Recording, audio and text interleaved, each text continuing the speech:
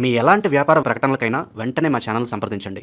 అందరికి నమస్కారం. నేను శిరీష. ప్రస్తుతం మనతో పాటు ఉన్నారు శ్రీ విద్య ఉపాసకులు శ్రీమతి గీతా కుమార్ గారు. అమ్మతో మాట్లాడదాం.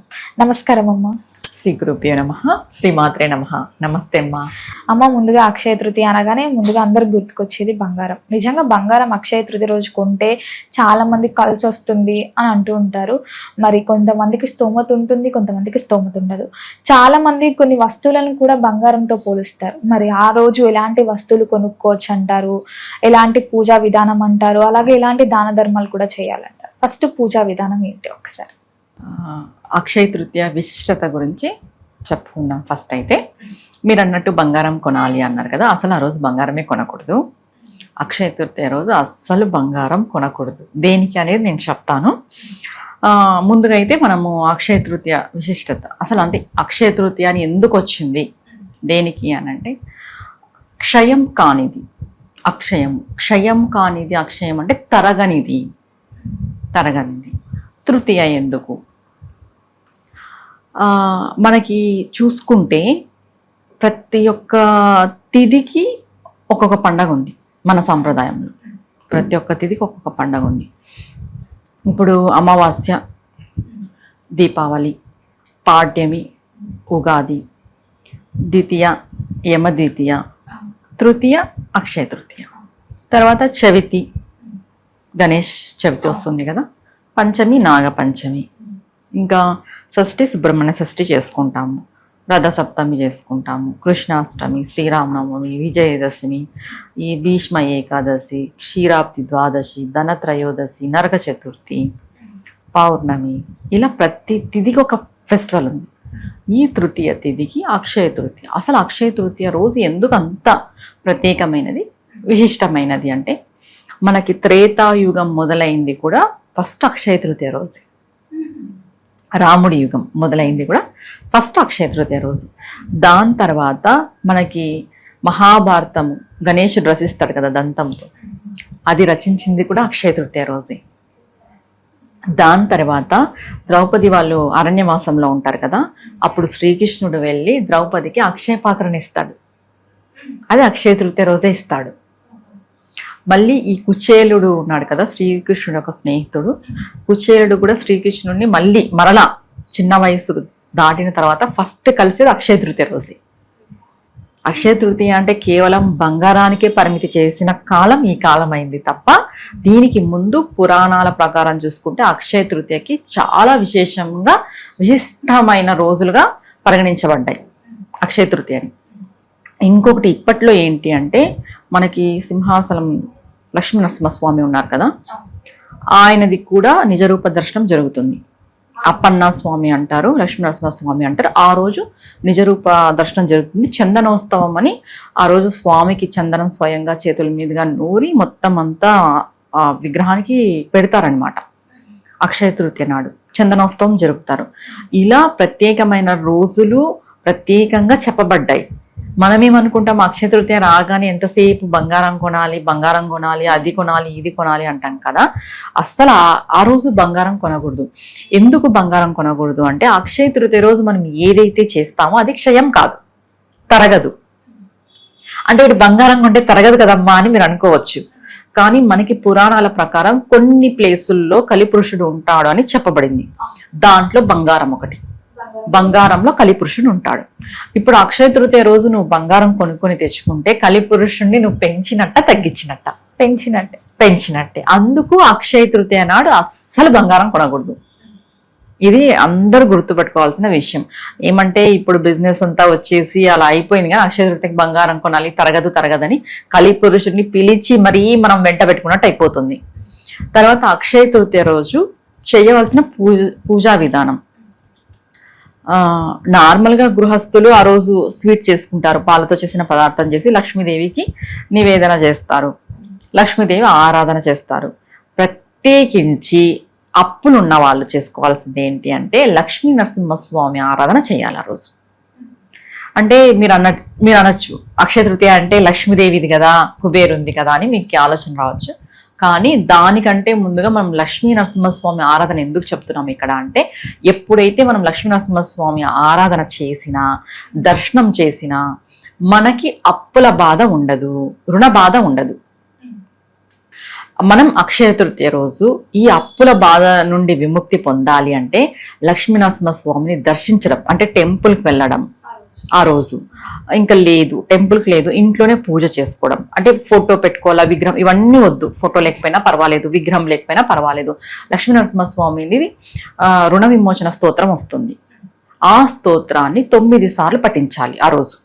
లక్ష్మీ నరసింహస్వామి రుణ విమోచక స్తోత్రం అని 9 సార్లు పఠించి మీ కోరిక అప్పులన్నీ తీరిపోవాలని మీరు దండం పెట్టుకుంటే ఖచ్చితంగా నెక్స్ట్ అక్షయ తృతీయ వచ్చేలోపు మీకున్న అప్పులన్నీ తొలగిపోతాయి.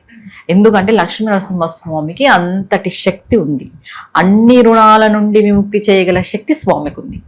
ఆ రోజు విశేషంగా లక్ష్మీ నరసింహస్వామి ఆరాధన చేస్తే చాలా చాలా మంచిది.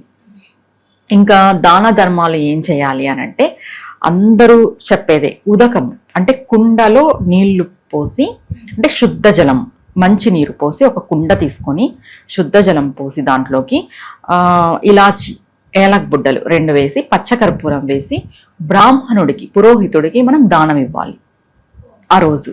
ఇంకా గురువులకి దానం ఇవ్వాలి. గురువులకి, బ్రాహ్మణులకి వస్త్రాలు, చెప్పులు, ఛత్రి అంటే గొడుగు, ఇవన్నీ దానం ఇచ్చుకోవాలి. ఎందుకు పురోహితులకి అంటే గురువులు లేని వాళ్ళు ఉంటారు కదా, వాళ్ళు బ్రాహ్మణులకి ఇచ్చుకోవాలి. గురువులు ఉండే వాళ్ళు మీ గురువులకి ఇచ్చుకోవాలి. ఎందుకు అంటే ఆ రోజు గురువులకి మనం సమర్పించిందంటే ఏం చెప్తారు మనకి, గురువుకి ఏమేం గురు సమర్పణ అంటే శరీరము, ఇంధనము, ధనము, మేధస్సు అన్ని గురు సమర్పణే అంటారనమాట. అంటే మనం ఒక గురు పరంపరలోకి పోయిన తర్వాత మనం చేసేది ప్రతిదీ గురువుకే సమర్పించాలి అనేది ముందు నానుడి. మనం ప్రతిరోజు సమర్పించలేం కాబట్టి ఇట్లా విశేషమైన తిథులు ఉన్నప్పుడు గురువుకి వస్త్రాలు సమర్పించడం, చెప్పులు, గొడుగు, ఇలా ఉదకము, వాటర్ ఇది సమర్పించడం. గురువుల యొక్క ఆశీర్వాదం ఖచ్చితంగా తీసుకోవాలి. ఎందుకు తీసుకోవాలి అంటే ఆ రోజు మీరు ఆశీర్వాదం తీసుకుంటే అది క్షయం కాదు, తరగదు. మీకు మళ్ళీ అది అలానే పెరుగుతూ పోతూ ఉంటుంది. నెక్స్ట్ ఇయర్ దాకా అది అలానే ఉంటుంది. అందుకు గురువులు లేని వాళ్ళు బ్రాహ్మణుల యొక్క ఆశీర్వాదం, ఇంట్లో పెద్దల యొక్క ఆశీర్వాదం, గురువులు ఉండేవాళ్ళు గురువుల యొక్క ఆశీర్వాదం తీసుకోవడం చాలా మంచిది. ఎందుకు వాటరే చెప్పారు దానం కుండ, నీటి కుండని ఎందుకు దానం ఇవ్వమని చెప్పారు అంటే, దానికి ఏమి అర్థం వస్తుంది అంటే, మనం ఫుడ్ లేకపోయినా ఉండగలం, ఆహారం లేకపోయినా ఉండగలం, వాటర్ లేకపోతే ఉండలేం. అది కాక మనం 7 జన్మలు ఎత్తుతాం. మనిషికి 7 జన్మలు అనేది విషయం మన అందరికీ తెలిసిందేది. జన్మాంతరము మనకి నీటికి కొరత ఉండకూడదు. నీరు అనేది మనకి క్షయం కాకూడదు. ఎక్కడా కూడా ఏ జన్మలో కూడా మనం నీటి కోసం బాధపడకూడదు. ఇప్పుడు కొన్ని ప్రాంతాలలో నీరు లేక ఎంతో మంది చాలా సఫర్ అవుతారు. సఫిషియంట్ గా వాటర్ లేకపోవడం అనేది చాలా ఇబ్బందికరమైన వాతావరణమే ఎవరికైనా కూడా, మీకైనా మాకైనా ఎవరికైనా కూడా. అలాంటి నీటి కొరత లేకోకున్నట్టు అది ఎప్పటి వరకు జన్మాంతరము లేకోకుండా చూసుకునేలాగా ఈ నీటి కుండని అక్షయ తృతీయ రోజు దానం ఇవ్వాలి అంటారు. ఇంకా మీకు బాగా ఉంది, ఆర్థికంగా మీరు ఉన్నారు అని అంటే భూదానం చేయొచ్చు, గోదానం చేయొచ్చు, ఆ రోజు వస్త్రాలు దానం చేయొచ్చు, ఏమైనా మన శక్తి కొలది. గోమాతని పూజించండి. అక్షయ తృతీయ రోజు గోమాతకి గ్రాసం పెట్టడము, గోమాతకి ప్రదక్షిణ చేయడము, గోసేవ చేయడము, ఇలాంటివన్నీ చేస్తే క్షయం కావన్నమాట. ఇవి తరగనిది సేవ. ఆ రోజే ఎందుకు చేయాలి, ప్రతిరోజు చేయాలి. కానీ ప్రతిరోజు చెయ్యలేని వాళ్ళు ఆ రోజు ఒక్క రోజైనా చేస్తే ఆ ఫలితం మనకు సంవత్సరం అంతా కాపాడుతూ వస్తుంది అని చెప్పి అక్షయ తృతీయ రోజు దానము, ధర్మము, సేవ, పూజ ఇవే చెప్పారు తప్ప బంగారం కొనమని ఎక్కడా చెప్పలేదు, శాస్త్రంలో లేదు. మరి ఇంట్లో పూజ విధానం ఏంటంటారమ్మా? ఎలా చేసుకోవాలంటారు? ఉదయం నుంచి సాయంత్రం వరకు పొద్దున చేస్తే బాగుంటుందంటారా, సాయంత్రం చేస్తే బాగుంటుందంటారా పూజ? యాక్చువల్గా అక్షయ తృతీయ 19, 22 తిథుల్లోనూ కనిపిస్తుంది మనకి. కృతికా నక్షత్రము 19వ తేదీ 10 o'clock నుండి స్టార్ట్ అవుతుంది. మరుసటి రోజు 20వ తేదీ మార్నింగ్ అయిపోతుంది. 20వ తేదీ అర్లీ మార్నింగ్ బ్రాహ్మీ ముహూర్తంలో చేసుకోవడం చాలా చాలా మంచిది. ఎందుకంటే సూర్యోదయానికి మునుపు ఏది ఉంటే మనం అదే చూసుకుంటాం కాబట్టి ఉదయం 20వ తేదీ ఉదయం బ్రాహ్మీ ముహూర్తంలో చేసుకోవడం వల్ల చాలా చాలా మంచిది. ఇంకొకటి ఏంటంటే, మీ ఇంటి దైవమో, మీ కుల దైవమో, మీ ఇష్ట దైవమో ఎవరో ఒకరు ఉంటారో వారికి చేసుకోవచ్చు. దానికి ముందు నేను ఇందాక చెప్పాను కదా అప్పులు తీరడానికి అని. మీకు అప్పులు తీరి ఆర్థికంగా మెరుగుపడాలి అని అంటే లక్ష్మీనరసింహస్వామికి పూజ చేసుకోవాలి, లేదు లక్ష్మీ అమ్మవారికి పూజ చేసుకోవడము. ఇలా ఏ దేవత ఆరాధన కూడా బ్రాహ్మీ ముహూర్తంలో చేయండి. ఈ అప్పులు తీరాలి అనుకున్న వాళ్ళు, ఎందుకంటే ఆర్థికంగా అందరికీ చాలా ఇబ్బందులు ఉన్నాయి ఇప్పుడు, ఆ రోజు లక్ష్మీ నరసింహస్వామి ఆరాధన చేయడము, స్వామిని దర్శించడం వల్ల ఖచ్చితంగా మంచి ఫలితం ఉంటుంది. అమ్మ, మరి ముఖ్యంగా ఆ రోజు లక్ష్మీ కుబేర మంత్రం కూడా ఒకసారి తెలియజేయండి. ఎలాంటి మంత్రాలు జపించవచ్చు అంటారు ఆ రోజు? ఆ రోజు ఏ స్తోత్రం చేసుకున్నా, ఏ మంత్రం చేసుకున్నా క్షయం ఉండదు.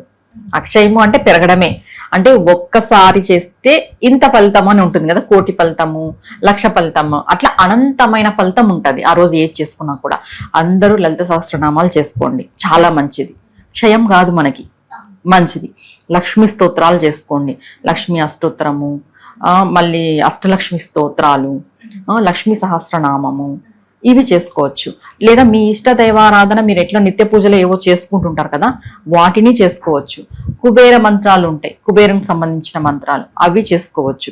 ఇంకా లేదు అనంటే విత్తేశ్వరాయ నమః, లక్ష్మీ కుబేరాయ నమః, లక్ష్మీ గణపతియే నమః, ఇలా ఏదైనా కూడా కలుపుకొని మన ఇష్టం, అది మన ఇష్ట దైవారాధన నామాన్ని గాని మంత్రాన్ని గాని, ఒకవేళ వాళ్ళకి మంత్ర ఉపదేశం ఉంటాయి గురుముఖత, వాటిని చేసుకున్నా కూడా అనంతమైన ఫలితం ఉంటుంది.